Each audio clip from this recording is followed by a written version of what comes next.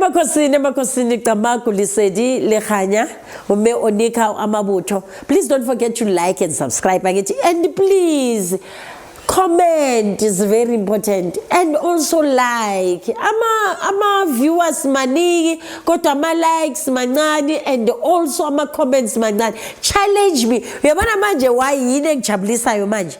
Ngijabulisa ukuthi ngenze ivideo le part 2 yakhona ngithi ubungozi bani bokuhlabela abangasekho. Why ngijabulisa ukuthi ngizoniphendula bobaba abahlala emakhaya noma ababuye emakhaya. Seniphelile nicedwe imisebenzi enisolo kuniyenza. Angazi ngoba nesintu sinilahlekele. Nisuka from emakhaya nizofuna umsebenzi ngapha nuthole nihlale uJanuary up until November nisuke nekhaya nwenza umsebenzi. Sebanicedile ngalokho. Gone those days nithi umsebenzi uyalapha awulaphi msamo. Ubuthakathi sebuhamba ngama flying colors, sebuhamba kwenye scale ke manje. Abantu balimazwa bathini ukuhlabela idlozi. Now asibuye sikhulume kahle mina nawe baba wena nawe mama. Njengoba uhlaba wena manje uthi uhamba ngesintu. Uma uhamba ngesintu kwamele bathi bakhuluma kanjani nathi abadala ngamaphupha kithi. Bakhuluma nathi ngani through ama visions ibonakaliso. You know exactly ukuthi you are dead to feel ngokamoya kodwa ufuna ukuyenza izinto zesintu lesintu osibambile simulawa yini. Yebo kunabathakathi. Omunye uthema kathi uyangiphoqa uyayiphoqa athi hawu bengazi ukuthi izilwadi zenzela umsebenzi. Uslow ngikhuluma ngokuthi lesilwane osihlabayo leli gazi elesilwane kusube kuyelesilwane.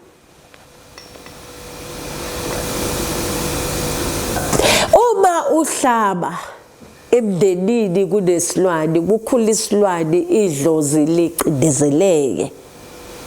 Ingakho sithi bangaphandle sithi abanamandla. Yebo kukhona umuntu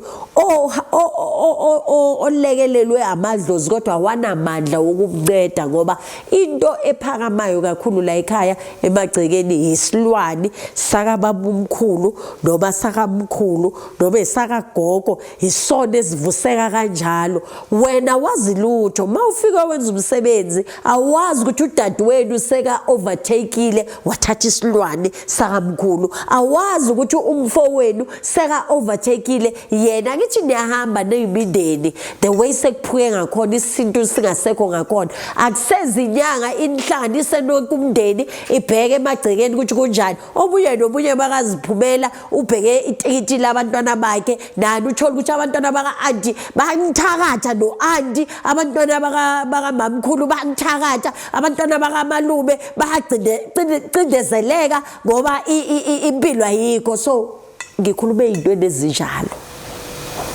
Kunabathakathi bendawo abasebenza ngegazi. Kunabathakathi bendawo abasebenza ngegazi. Bobaba lalela inkulumo ingakuhlabi ngoba usoziprogramile wayifaka engqondweni ukuthi uma uhlabile yonke into iyavuleka. Ngisasho ukuthi ubuthakathi buku kwelinye izinga. Ngikhuluma kanjalo ke isiZulu. Ukuhlabela idlozi abantu abadala. Ngisebenza ngedlozi kakhulu. Ngichumana nabakini. Ngeke likulahle idlozi. Likenzisa umsebenzi. Liyenza imisebenzi ningayiphupiswanga. Le mali extra onayo wena uthakatha umuntu noma sithi umuntu oyi1 njalo bathakathi bendawo la uhlala khona. Because they know ukuthi niya December senifly no hlaba imbuzi. emakhaya bagcwele abathakathi kakhulu. Ngaloko wena uma ukuhlaba kwakho kuyakuvulela izinto ayisiyabonga idlozi lakho linamandla liyazilwela. Kodwa ngikhuluma nalo othi makathi uyahlaba afise nokuthi yazi ngabe azange ngiqalise nokuqalisa. Ake nizameni ugeza amagceke. Ake usuke January bathini December mawuyekhaya uthi this time angihlabi ngiyogeza amagceke. Ubone ukuthi bayokulwisa njani abathakathi. Uyobuya ugula kabi, uyobuya ungasakwazi ngisho nokuhamba ngoba ujwayele ukuba fit ilwane zabo wena December njalo. Emakhosini, please don't forget to like and subscribe.